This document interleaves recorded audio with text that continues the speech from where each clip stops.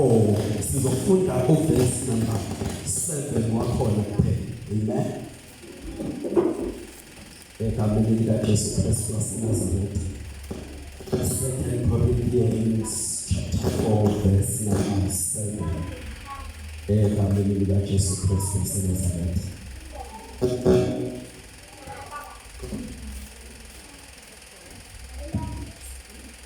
Hallelujah. Amen. Awenzele njalo esalele. Awenzele njalo.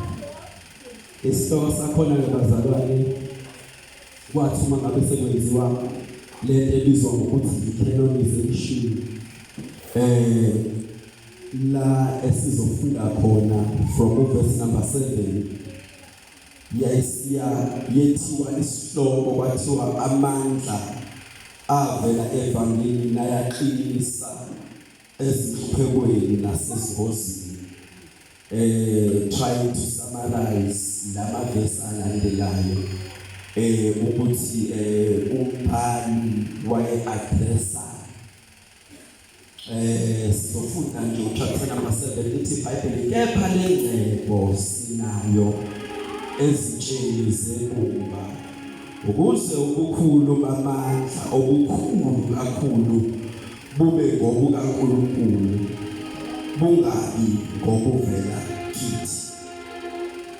Linguqobo oluphefumulele egameni likaJesu Kristu waseNazaretha.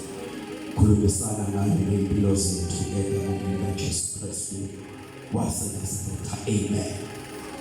Ngiyazi-ke mfundisi ukhangile ukuthi njengoba ngivule ivesi elilodwa omhloga abafundi beBhayibheli bathi uyabona-ke manje kuzoshweba ivesi. Uma ngabe nje ezosifela ngevesi elilodwa nje awuzoshweba. Kodwa-ke bazalwane la sifunde khona actually indaba yami iqala kuwo chapter number 4 uqala lapha phezulu, because I think ukuthi the entire chapter ka number 4 idila kakhulu with the attitude engibelivayo bazalwane ukuthi kufanele kube i-attitude yawo wonke umuntu ozibiza ngomshumayeli noma othi usemsebenzini kaNkulunkulu, ngoba une-attitude yangala esifundisile inhloko ongasiyona i-attitude yabo bonke abantu. And le attitude esibonayo i-attitude lapho khona uPaul azama khona ukuziveza as nothing but the vessel eyisitsha nje esisetshenziswa uNkulunkulu, ngoba kuyenzeka bazalwane ukuthi uma ngabe uNkulunkulu esekusebenzisa ebese iglory kaNkulunkulu kube ngazuthi uNkulunkulu sekufanele ayishere nomuntu, ngoba uNkulunkulu uyakwazi ukukusebenzisa ngamandla abantu beze begcine bengasakubi ezumuntu, kodwa bakubuke ngalento uNkulunkulu ayenzayo empilweni yakhe. So-ke kule ministry, ngoba le ministry yaseKorinte uPaul wayeyiphethe noTimothy, bekwenzeka ngesikhathi beshumayela ivangeli abalishumayelayo lihlangane ne-rejection. Hayi ngoba lalerejectwa abantu ngoba inkinga yayingabashumayeli ababelishumayela, kodwa lalerejectwa abantu ngoba abantu yibo inhliziyo zabo ezayingakwazi ukwamukela amandla kaNkulunkulu asevangelini. So-ke uma ngabe eqala ufuna ukubakhipha emqondweni wokuthi bebone ngazuthi umsebenzi wevangeli has to do with them, kanti bona bayizisebenzi nje phela eyifana nabantu abaqashiwe emsebenzini kaNkulunkulu. That is why-ke uma ngabe uchapter number 4 uqala uzomthola uPaul ethi ngakho-ke lokhu sinale nkonzo ngokuba sahawuke. Ebese-ke ethi omunye uma ngabe echaza ukuthi yini imesi. Imesi is what causes us not to get into esifanele ukuba ngabe siyayithola. Futhi ngabe thina sithola ulaka lukaNkulunkulu, kodwa isihawu sikaNkulunkulu isona esimayo. Singabe ukuthi ulaka lukaNkulunkulu lwehlele phezu kwethu. Now-ke uma ngabe eqala uPaul ebhala in chapter number 4 uthi nakuba sinalenkonzo ingoba sahawukelo hayi ngoba sasibahle kunabanye kodwa nakuba sinayo lenkonzo ingoba isihawu sikaNkulunkulu isona esasikhethayo phakathi kwabanye abantu ngoba sasizoni nathi njengabo bonke abantu judgment kaNkulunkulu kwakufanele ibe phezu kwethu but the mercy of God isihawu sikaNkulunkulu sathithana nakuba simile bazalwane hayi ngoba singcono kunabanye nathi sifana nabo we are just the jars of clay but the mercy of God isihawu sikaNkulunkulu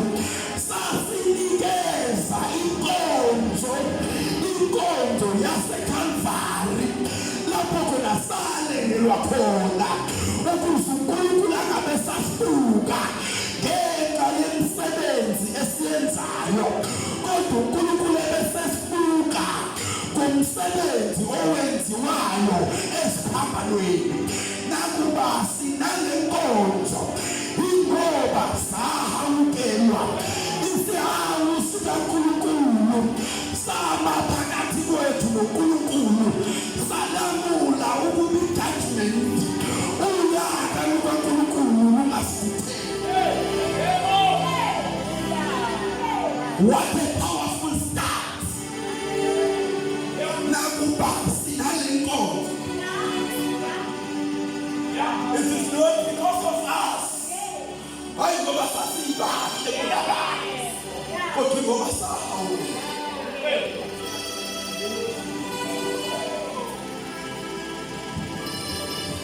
Yabona uma ngabe ehla uthi kepha ivangeli kepha uma ivangeli lethu sihlale kwabalahlwayo okubona bangakholwa uNkulunkulu kwalelizwe uthekisile ingqondo yakhe. Yabona la angiziyona lento engisho ukuthi ivangeli likaPaul ayelishumayela benoTimothy babe-rejecta eKorinthi hayi ngoba kwakungenxa yokuthi bona babehluleka noma ivangeli lalinawo manje ngoba kukhona ngamaduna abanye abantu esizobafisela ukuba basindiswe kodwa bagcine bengasindiswanga hayi ngoba lento esikholwa ingenawo amandla kodwa umbuso walelizwe inkosi yalelizwe uNkulunkulu walelizwe uphuthekise inhliziyo zabo okusho ukuthi amandla evangeli bazalwane abaphethelwayo ukuthi abantu bayalamukela noma balamukeli ngisho noma abantu bengalireject ivangeli but the gospel remains the power of God lilokhu lumile lingamandla kaNkulunkulu uthi ukhona usindisiwe umndeni wakho ungamfuna uNkulunkulu akusho lokho ukuthi leli ivangeli owalamukela yanamandla kodwa inhliziyo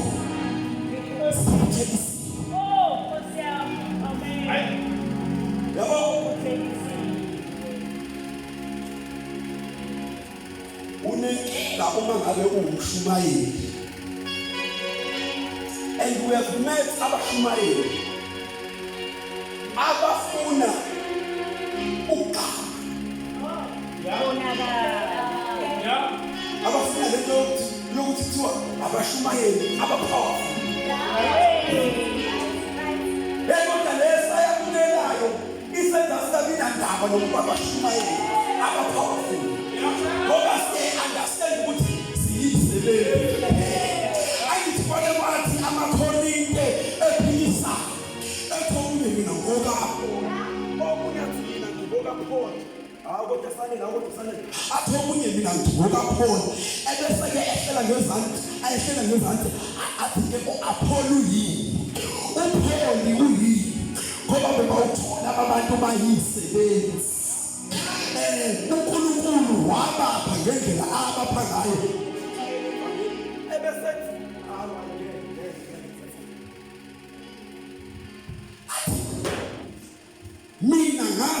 watshala. U-Apollo wayesiyalisele. Kodwa phakathi kwethu sobabili akekho wakhulisa kodwa uNkulunkulu okhulisayo. Okusho ukuthi kungenzeka ushumayelele ize ungabibikho umphumela wokushumayela kwakho ngoba kusiwena okhulisayo kodwa okhulisayo uNkulunkulu. Ngokuba sinalengcebo kodwa ezitsheni zobumba. Yabona kulesi sikhathi esisona engathi sishumayela nama-jars of gold, engathi sishumayela nama-jars of silver, kodwa abapostoli ababekayo isisekelo sebandla babezazi ukuthi they are nothing but just a jar of clay. Uyazi ibumba ndabezitha yinto ongayiphosa phezulu athake phansi uphihla ibumba. I don't understand ukuthi yini uNkulunkulu athanda ukuthatha ingcebo yakhe noma athethe ukuthatha ingcebo yakhe, ngoba leli vangeli esishumayelayo iyingcebo kaNkulunkulu. Avele ithathe uNkulunkulu ingcebo azoyifaka ezitsheni zobumba. Izitsha zobumba zihambe zimumethe ingcebo kaNkulunkulu. Why would God? Uyasikhumbula yini isimangaliso sokuqala sikaJesu? Akazange ayifune lezi ezayisetshenziselwa iwayini, kodwa wafuna leziya ezi-rejected.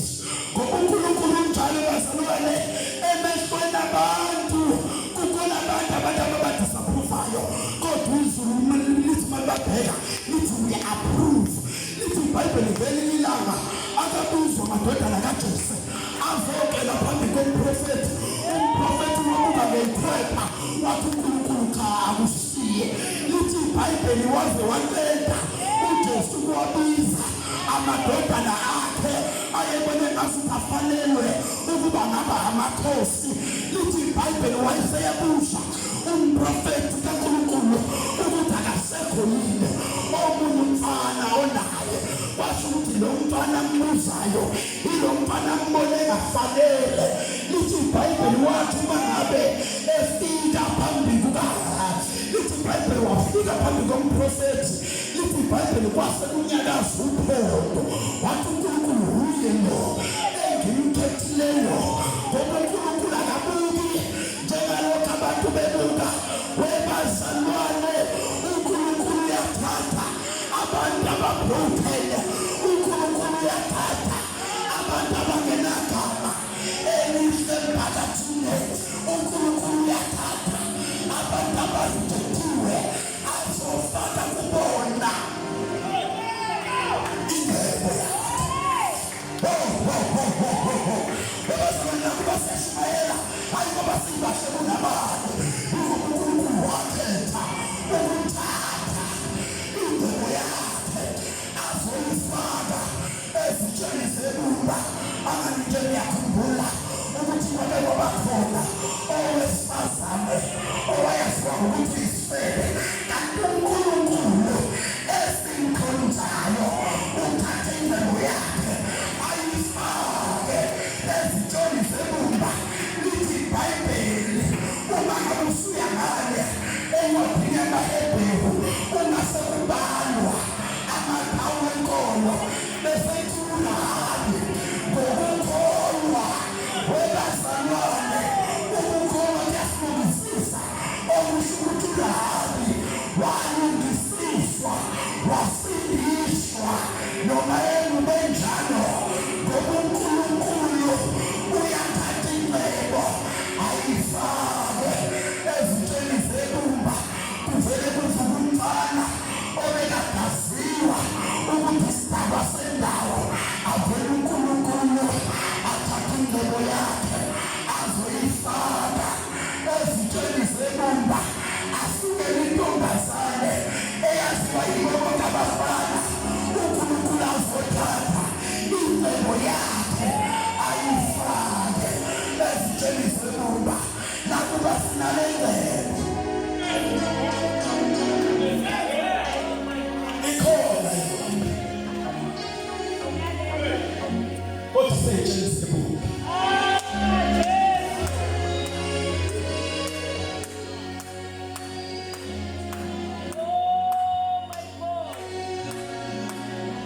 wazi uNkulunkulu wangisiza.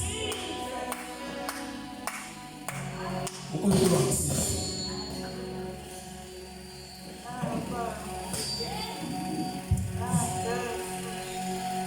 Nami lelikhona elathi uma ngabe sekwazi mhlawumbe bese ngakufalalela umthetho la kubo ngoba ngiyakwazi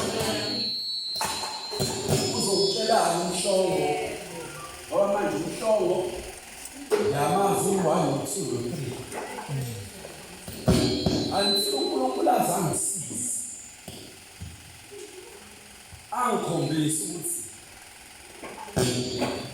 ingcebo yakhe akayifakanga ngabe sibabuke ngaso afanelekile but intentionally wathatha ingcebo yakhe wazifaka ejini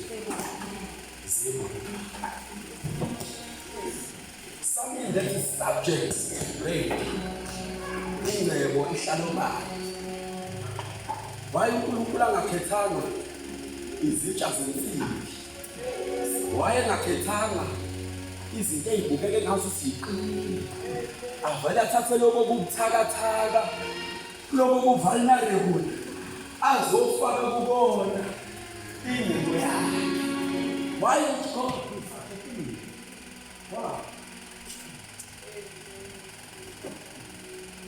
ukuze uNkulunkulu bamandla kube ngokusemsini angithi ngalesi sikhathi sibuka zonke lezi zinto eBhayibhelini sibuka uRahabi. uRahabi wathathwa wayofaka kwi-genealogy kaMesaya wavela kwi-genealogy kaJesu. uNkulunkulu wayithatha ingcebo wazoyifaka ezitsheni zebumba for us ukuthi sikhumbule bazalwane ukuthi noma uNkulunkulu esesebenzise kangakanani kodwa ukhulu bamandla amakhulu kakhulu angakaNkulunkulu ngoba iyenzeka lento yokuthi uma ngabe uNkulunkulu esekusebenzisile bese ubone ngazi ukuthi udumo kufanele ngabe uNkulunkulu nawe usu-entitled ngempela thizeni angithi nje iyona lento eyenza ukuthi uSawuli eseyinkosi ehleli esihlalweni sikaNkulunkulu sokubusa phezulu kuka-Israyeli wabona ukuthi uNkulunkulu usembeke ile position ngoba zikhona nezono esingena kuzo ngenxa yeposition esiyo.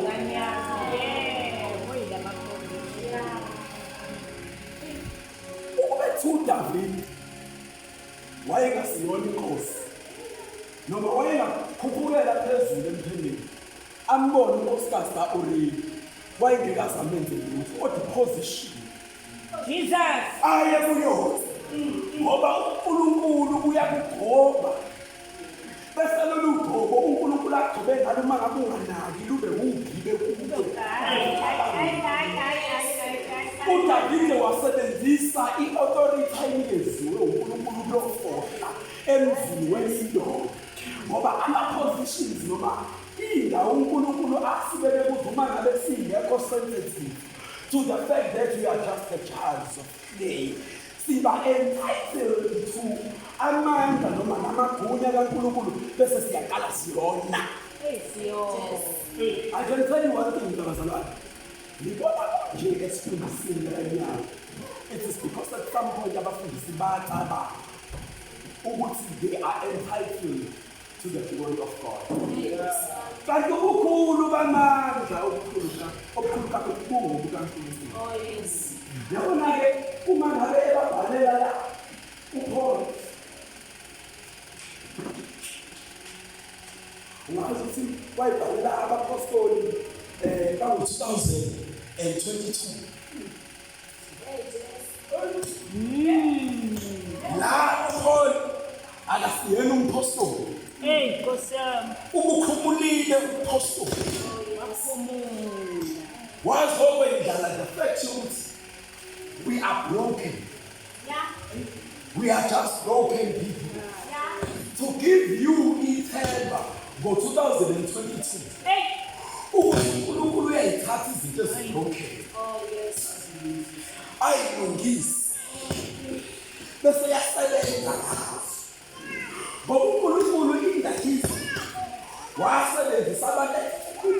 umhlobo wenza ngamabomu ukuthi laba bantu esibazela izono zabo avela basebenzise kakhulu wake washinyayeza umuntu wazisono sakhe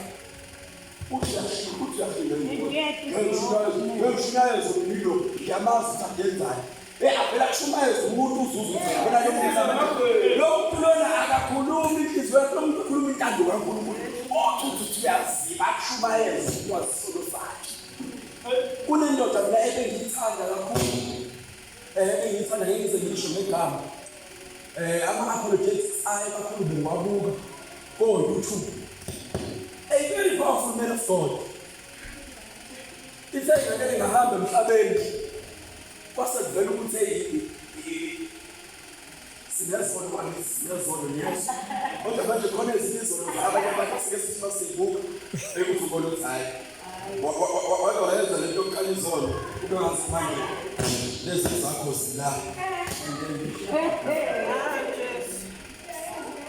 sanele lungisa kuze kube ngazi ukuthi lungisa lento yakho kuze kube ngazi ukuthi ezabanye izono zila ezakho zila ezabanye zila kwavumbuka izono ey'njalo engalimali thawu ena umuntu esangishuma ezanga bangishuma ezangalo khona kuyistebhisi hewu kanti ukubakali izono ngibeni la because it is God reminding us Nkosi yami ulokhu uyasikhumbuza bazalwane ukuthi ingcebo mhlawumbe uyazi mina ngicela ukulalele ukuthi uma ngabe sikhuluma ngengcebo sikhuluma ngani and look at God because le ngcebo esikhuluma ngayo abayibuza ngokuthi it's the dispensation of the fullness of time. Akusiyona ingcebo ayiqale manje sekukhona umhlaba. Ingcebo kaNkulunkulu le ngaphezulu kwamagolide namasiliva nayo yonke into ayibeka kwisitolo sasezulwini. Amen. Waqale lokho esinikeza ama-hints ngoba waqale sinikeza ama-hints ngama-prophets wasinikeza ama-hints kwaze kwafika uJesu ingcebo kaNkulunkulu yehla yasihlala phakathi kwabantu. Amen. Lapha yakwi-Ephesians chapter number 1 verse number 7 kuya ku verse number 8 khona izoweka uthi uPaul mangabe ekhuluma ne-Efesu ngalalela sizikahle zabantu esinokuhlengwa kuye ukhuluma ngoKristu Jesu ngegazi lakhe ukuthethelelwa kwesono ngokwengcebo yomusa wakhe awuvamisa kithi ngakho konke ukuhlakanipha nokuqonda esazisa imfihlakalo yentando yakhe njengokuzibonela kwakhe azimisela khona ngaphambili before the foundations of the earth. Kuye nami eselizwile izwi leqiniso ivangeli lokusindiswa kwenu enakholwa nguye futhi nani nabekwa uphawu olungumoya ongcwele wesithembiso. Yabona la uPaul uveza the richness of salvation ngoba ngiyalisaba ivangeli elifundisa abantu ama-riches izinto eziphathekayo ngoba ingcebo esinayo engaphezulu kwengcebo yonke ekhona emhlabeni ngaphezulu kwengcebo yonke ekhona emhlabeni bazalwane ngemfundisi akekho umuntu ophuwa njengomuntu ongasindisiwe ngoba zonke izinto anazo ezisikhashana noma ngabe kuthiwa urichi kodwa zizodlula noma zingangadlula zona kodwa yena uzodlula kuzo. Kodwa thina abazalwane esisindisiwe sinengcebo yaphakade ngoba siyazi ukuthi kunemiqhele esibindile ekhaya ezulwini nokubusa kwangunaphakade okusho ukuthi-ke bazalwane kungcono ukuthi uyiqokelelele ingcebo yangale usala emhlabeni kunokuthi usebenzele eyala emhlabeni uyoba isithanda ngalo. Ngiyangizwa yini bazalwane ngoba insindiso lesinishumayeza yona kufana nokuthi sinivula amaphakethe sinikeza imali sinifaka imali ebaphaketheni sinifaka the wealth ingcebo ongeke uzuphuphe umuntu yona ngisho nanosathane uqobo lwakhe abesethu uma ngabe ebhala athi ngefa lethu likhona kanye naye uKristu ekhaya ezulwini, okusho ukuthi-ke akukho sela elingangena khona ukuzontshontsha insindiso yakho. Ngiyamsaba nomshumayeli oshumayela athi insindiso yakho isangatshontshwa isitha, ngoba ka-understand ukuthi ingcebo le, ngisho nala emhlabeni ingcebo abantu bayayivikela kube khona o-FBP abaphethe ibhamu. Why do you think ukuthi uNkulunkulu angasinikeza ingcebo eyinsindiso yakhe engabe sayivikela, kodwa bebazalwane le ngcebo esininikeza yona usathane namandla okuniphuca yona, ngoba igadiwe abantu kodwa izulu uqobo lwayo. Ngisho noma sekubukeke ngathi insindiso yakho isiyakulahlekela, ebese yasuka ama-security asekhaya ezulwini, usathane ehlasele afika futhi lo eselimuthinta manje uvikelwe ekhaya ezulwini. Kukhona umhlabeni enguthandayo thine sakhula kagogo, kodwa akekho umuntu onamandla okuchitha ngoba sivikelwe bazalwane onamandla uNkulunkulu owasisindisa nowasidalelayo insindiso ngoKristu Jesu, waphinde waqinisekisa ukuthi yasiqondele. It makes sense ukuthi why uNkulunkulu ayithathe ingcebo ayifake ezintweni, ngoba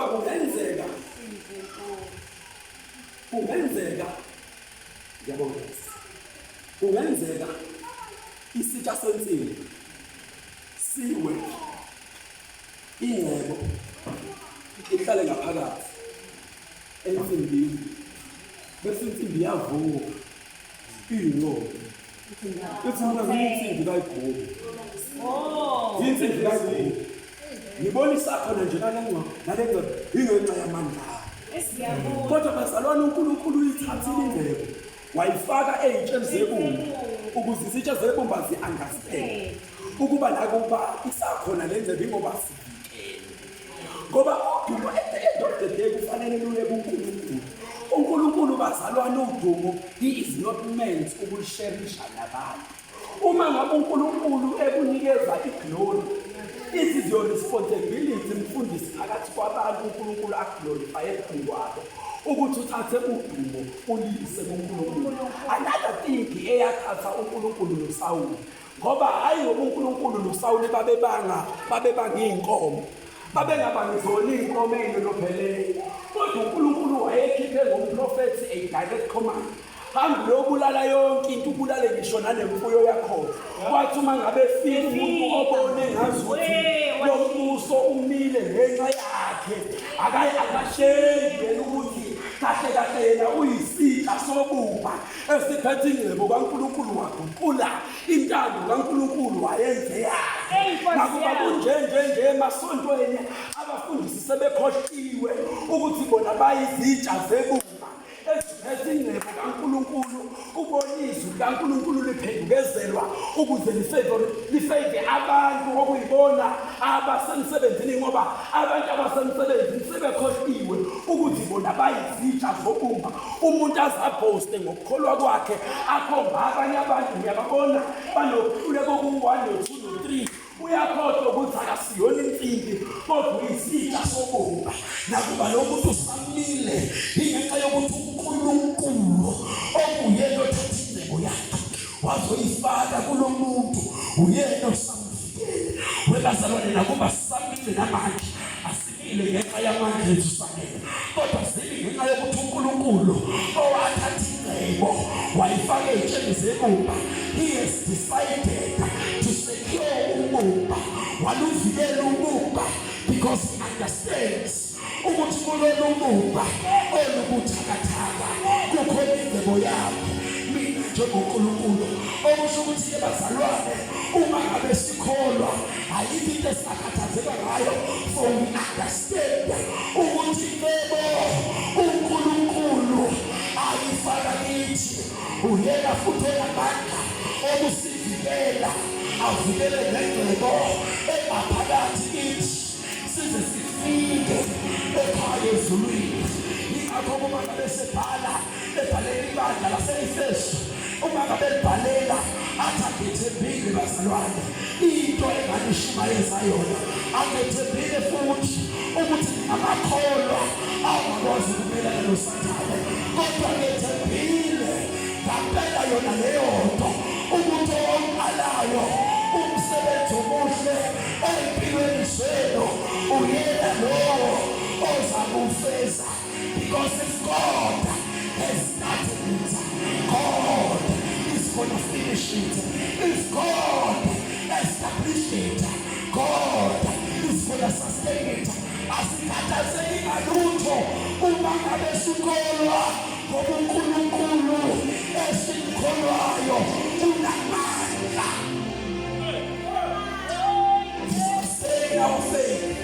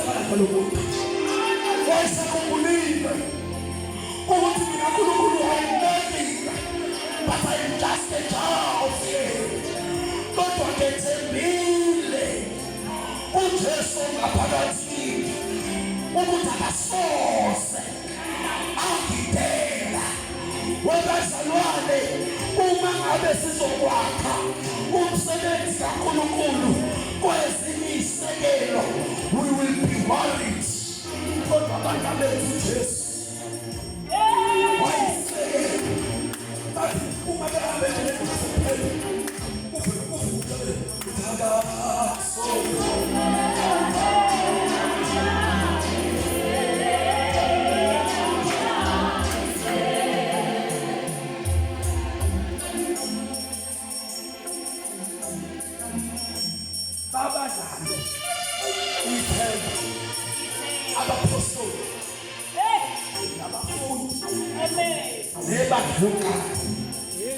In the persecution, uzwa amazwi ababewakhuluma athi upho njengokulangazelela nokwethemba kwami eseba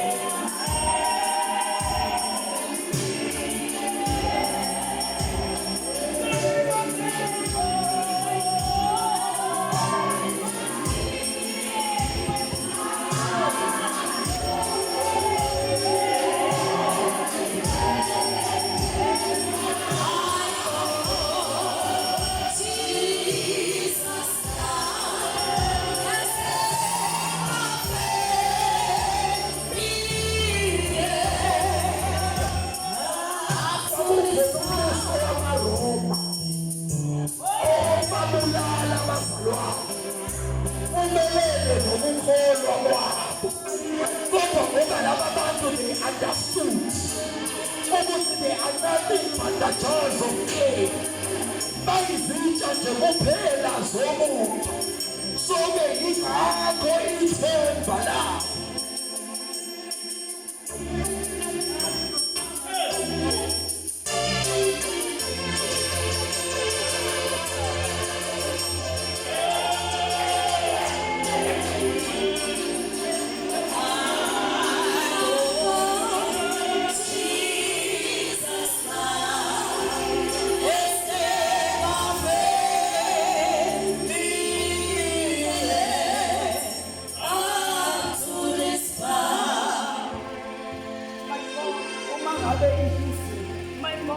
ikhuluma ngokuthi kwake kwavuka Oh my God.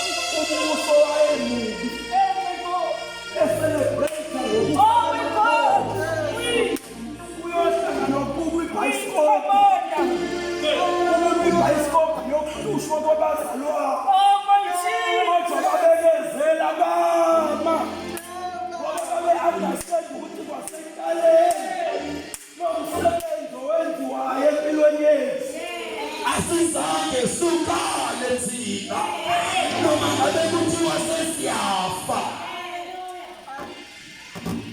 kodwa bethembisa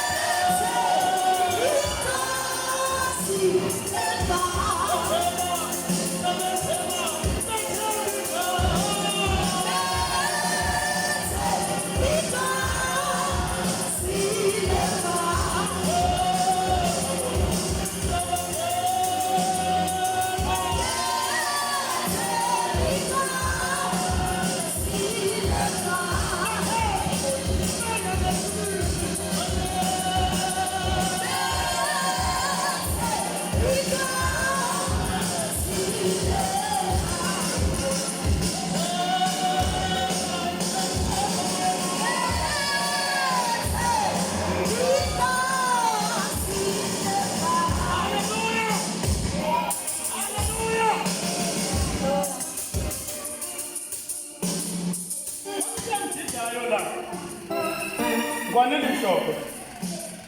Amen. Amen. Isithulele.